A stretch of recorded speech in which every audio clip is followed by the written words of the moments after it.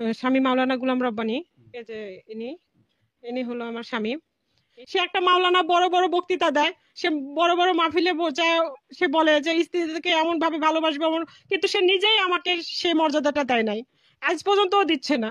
সে কেমন বক্তৃতা দিচ্ছে, যে বক্তৃতা দিচ্ছে সে নিজে আমল করতে পারে না। আমি একদিন নিজেই ওর কাছে প্রশ্ন ধরেছি যে তুমি এমন বক্তৃতা দাও, তুমি তো আমার সাথে সেই আমলটা করো না। সে নিজে মুখে বলে সেটা আমার প্রফেশন আর ব্যবসা। আমার ডক্টর ইউনুস স্যারকেও আমার একটা কথা বলার, আমি জামাতের আমিরের কাছেও আমার একটা অনুরোধ, সে একটা মাওলানা মানুষ হয়ে আমার মতো একটা মেয়েকে কিসের জন্য এভাবে নির্যাতন করতেছে। আমি তো তার কাছে বেশি কিছু চাইনি, শুধু চেয়েছি যে আমাকে নিয়ে একটু সংসার করে খাক, আমার বিয়ের কাবিন। আটকে যাই, পুলিশে ধরলে বাঁচবি, র্যাবে ধরলে বাঁচবি, কিন্তু নারীর ছলনার ফাঁদে মায়েরা জালে, রূপের জালে, ওদের মিষ্টি মিষ্টি কথাই একবার যদি ভুলে যাও যুবক রে, ওরা ভালোবাসে না, ওদের ভালোবাসা থ্রি পিসে বন্দি, আইফোনে বন্দি। ওরা ছেলেদের মন নিয়ে এখন ব্যবসা বাণিজ্য করে, ভালোবাসার নামে ছলনা করে, প্রতারণা করে, অভিনয় করে। কথা কয় না কে? এজন্য তোমার মতো বোকা ছেলেকে বোকা বানায়া ধোকা দিয়া নাকে দড়ি দিয়ে ঘুরাইবে। এজন্য ওদের ছলা কলায় প্রেমের জালে, মায়ের জালে একবার যদি আটকে যাও যুবক রে, ওই কালনাগিনীর বিষাক্ত সবল থেকে আর বাঁচতে পারবি না। এই জন্য ওদের ছলা কলায় ভোলা যাবে না। পিতা মাতা পছন্দ করে বিয়ে দেবে যেখানে বরকত আছে সেখানে। এই মুরব্বীদের তো আছে যেখানে বরকত আছে। পিতামাতা সংসার করে 30-40 বছরের অভিজ্ঞতা আছে, উনি জানে যে কোন জায়গায় আমার ছেলের বিয়ে করাইলে আমার ছেলে ভালো থাকবে। এই বাবা জানে তার মেয়ে কোন ছেলের সাথে বিয়ে দিলে ভালো থাকবে। তুমি পাকনামি শিখে গেছো না? 16 বছরের ছেলে তোর দাঁত ঠিক মতো পড়েনি, কথা কেন? ও পাক আব্বু, আমি তো চয়েস করে ফেলেছি, রাজি থাকলে 1 সাফুন, না হলে 2 সাফুন। আছে না? নাই।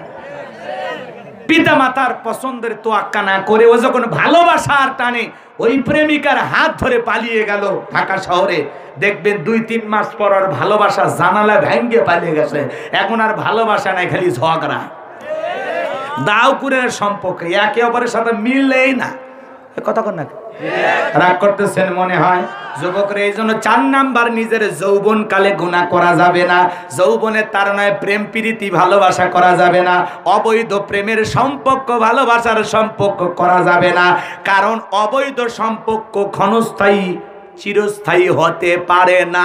এই সুখ ক্ষণিকের, ওয়ান টাইম ভালো লাগে, পরে দেখবা ভালোবাসা ভালো লাগা কোনোটাই নাই।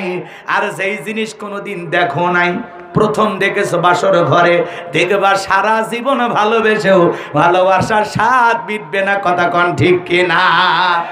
এই জন্য পিতা মাতার পছন্দে বিয়ে করতে হবে। কথা কন, পারবেন তো ইনশাআল্লাহ? আল্লাহ কবুল করেন, জোরে বলেন আমিন। তাহলে যুবকেরা, ওয়াল্লাযীনা হুম লিফুরুজিহিম হাফিজুন, 4 নাম্বার নিজের যৌবনটাকে সংযত রাখা, নিজের যৌবনটাকে হেফাজত করা। ওয়াল্লাযীনা হুম লিআমানাতিহিম ওয়া আহাদিহিম রাউন। 5 নাম্বার হলো আমানত রক্ষা করা। ওরা ভাষা করতেছেন, শেষ করে দিলাম। 5 নাম্বার আমানত রক্ষা করা। এদিক জীবনটা আমানত, ছেলে মেয়ে আমানত, স্ত্রী সন্তান আমানত, বক্তার কাছে শ্রোতারা আমানত, ইমামের কাছে মুসল্লিরা আমানত, শিক্ষকের কাছে ছাত্র ছাত্রী আমানত, চেয়ারম্যানের কাছে ইউনিয়নবাসী আমানত, এমপির কাছে নির্বাচনী এলাকার মানুষ আমানত, মাননীয় প্রধানমন্ত্রীর কাছে 18 কোটি জনগণ হলো আমানত। আমানত রক্ষা করা 5 নাম্বার, আমানত রক্ষা করা। আমানতের খিয়ানত করা যাবে না। 6 নাম্বার, ওয়াদা প্রতিশ্রুতি রক্ষা করা। মুমিন মুখে যা বলে অন্তরে তা বিশ্বাস করে, কাজে তা বাস্তবায়ন করে। মুমিন কোনোদিন প্রতিশ্রুতি দিলে প্রতিশ্রুতি ভঙ্গ করতে পারে। মুমিন প্রতিশ্রুতি রক্ষাকারী হবে, প্রতিশ্রুতি ভঙ্গকারী হবে না। তাহলে ওয়াদা ঠিক রাখা লাগবে। 7 নাম্বার, ওয়াল্লাযীনা হুম আলা সালাওয়াতিহিম ইউহাফিজুন। 7 নাম্বার গুণাবলী, নিজেদের সলাতের প্রতি যত্নবান হওয়া, যত্ন সহকারে সলাত আদায় করা। আসর পরে মাগরিব পর্যন্ত যাদের মসজিদে মনটা টাঙানো থাকে, মাগরিব পরে এশা পর্যন্ত মসজিদে মনটা টাঙানো থাকে। শুধু একা নামাজ পড়লে হবে না, স্ত্রীকেও নামাজি বানাইতে হবে, ছেলে মেয়ে পরিবার যারা আছে তাদেরকেও নামাজি বানাইতে হবে। কথা কয় না? একটা পরিবারের 4 জন সদস্য, সবাই যদি নামাজ পড়ে ভালো লাগে না, খারাপ লাগে?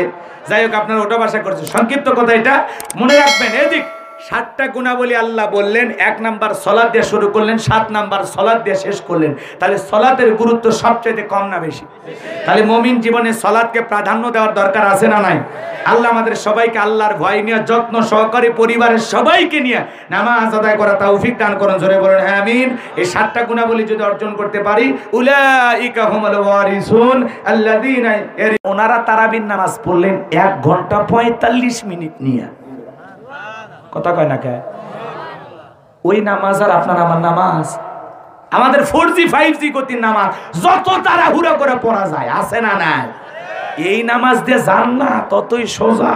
জান্নাত কি মামুর বাড়ির ডাল, গেলে এক ডাবু খাবার দেবে? সারা রাত ফেসবুক, ইউটিউব, ইন্টারনেট, মোবাইল ঘাটাঘাটি কইরা ফজরের আজান হয় যখন, ওই হাইব্রিড যুবক ঘুমাইতে যায় তখন। এ যুবক, এই যে ফজর পড়লা না, মাঝে মাঝে খালি জুমা পড়ো, ফজর না পড়া ঘুমাইলা, এই ঘুম ভাঙলে সকাল, না ভাঙলে পরকাল। কথা কয় না কে? কেমন করে ঘুমাও তুমি ও কামার পাড়ার যুবকেরা, কেমন করে ঘুমাও তুমি ফজর করে কাজা? এমন তো হতে পারে ও তোমার জহরে জানাজা, এমন তো হতে পারে ও তোমার জহরে জানাজা। কেমন করে ঘুমাও মুসলমান, কেমন করে ঘুমাও মুসলমান নামাজ করে কাজা? এমন তো হতে পারে ও তোমার জহরে জানাজা, এমন তো হতে পারে ও তোমার জহরে জানাজা। আল্লাহর ভয়, আল্লাহকে রাজি খুশি করার জন্য 5 ওয়াক্ত সালাত মসজিদে গিয়ে কোন কোন মুসলমান আদায় করবেন? মুমিন কোনোদিন সালাত নষ্ট করতে পারে না, মুমিন কোনোদিন সালাত কাজা করতে পারে না। আল্লাহর ভয় নিয়ে কারা কারা পড়বেন? 2 হাত তুলে দেখান। আল্লাহ আমাদের সবাইকে 5 ওয়াক্ত সালাত মসজিদে গিয়ে আদায় করা তৌফিক দান করুন। জোরে বলেন আমিন। আরো চিল্লা বলেন আমিন।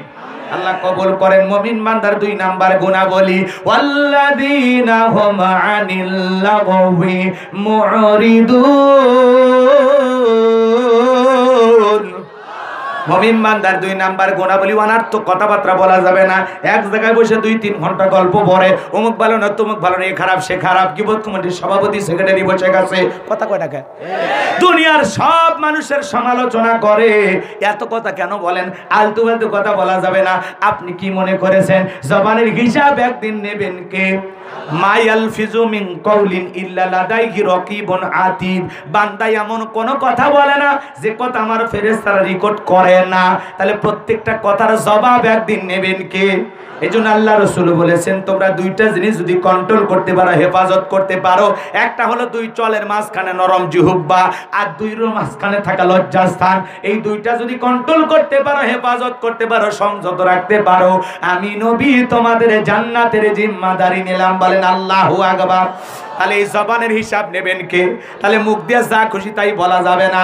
মুমিন কথা বলবে ততটুকু প্রয়োজন, যতটুকু প্রয়োজনের অতিরিক্ত কথা বলা যাবে না। এত আলতু ফালতু কথা জবান দিয়ে আসে কেন? চুপ থাকে, চুপ চুপ। চুপ থাকাও নাজাতের লক্ষণ। কথা কয় নাকি? যা খুশি তাই মুখ দিয়ে বলা যাবে। জবান দিয়ে আমরা সে কথা বের করবো যে কথা বললে সওয়াব হয়। কথাকে বোঝা গেল? মুমিন বান্দারা 2 নাম্বার গুনাহবলী, অনার্থক কাজ করা যাবে না। মুমিনটা হলো মুমিন সিনেমা হল বানাবে না, যাত্রা গানের আয়োজন করবে না, গানের কনসার্ট দেবে না, মদের বার দেবে না, 5 স্টার 7 স্টার হোটেল খুলবে না। মুমিনের টাকা হলে মুমিন মসজিদ বানাবে, মাদ্রাসা বানাবে, ঈদগাহ মাঠ বানাবে, কবরস্থান বানাবে, 10টা ফলের গাছ লাগা দিবে, পুকুরের ঘাট বানায় দিবে, গরিব দুঃখী মানুষের মাঝে টাকা বিলিয়ে দেবে। মুমিনের টাকা হলে মুমিন তার টাকাগুলো ভালো পথে খরচ করবে। কথা বলেন ঠিক কিনা? এদিক এদিক মুমিন বান্দার কান আল্লাহ দিয়েছে গান শোনার জন্য। এ যুবক, কান দিয়েছে গান শোনার জন্য। রূপবান আছে কমর দোলায়া, আল্লাহর ফেরেশতারা কবরে নিয়ে পিটাবে ঝোলায়া ঝোলায়। কথা বলেন ঠিক কিনা? এই তো সিরাজগঞ্জের এক যুবক রেল লাইন পার হয়ে যাচ্ছে, কানের ভিতর ইয়ারফোন লাগাইয়া ট্রেন এসে ধাক্কা মেরে 3 টুকরে করে ধুয়ে গেছে। মরার পরেও কানের ভিতর ইয়ারফোন লাগানো ছিল। এখন মরার পর ফেরেশতারা তোর জায়গা মতো বাদ্যযন্ত্র বাজায় দেবে। কথা কোন ঠিক কিনা? এজন্য যুবক রে, এই কান আল্লাহ গান শোনার জন্য দেয় নাই, অশ্লীল কথা শোনার জন্য দেয় নাই। মাঝে মাঝে এমন যুবক দেখবেন মাজায় তার নাকে তার গলায়, তার গেঞ্জিতে, তার শার্টে, তার দেখে বোঝার উপায় নাই এটা মানুষ না বিদ্যুতের খুঁটি। মনে হয় বিদ্যুৎ যখন কম পড়বে আর দেহ থেকে সাপ্লাই দেবে, কথা কয় না কে?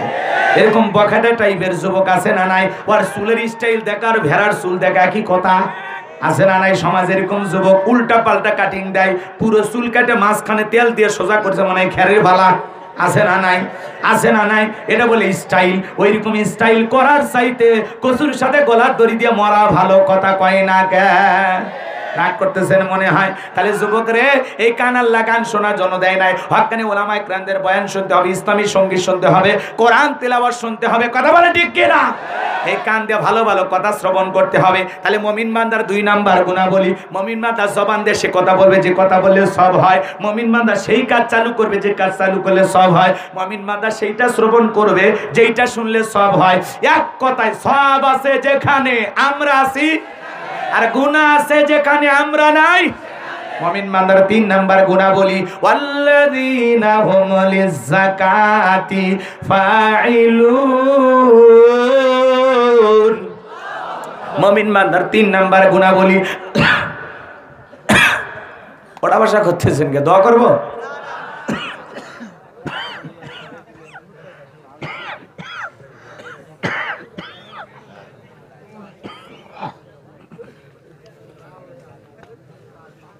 ওয়াজ শুনতে শুনতে ক্লান্ত হয়ে গেছেন? আর 10-15 মিনিট দেওয়া যাবে না? একটু দেন, ফিনিশিং দেই, ভালো লাগবে, শুনে যান।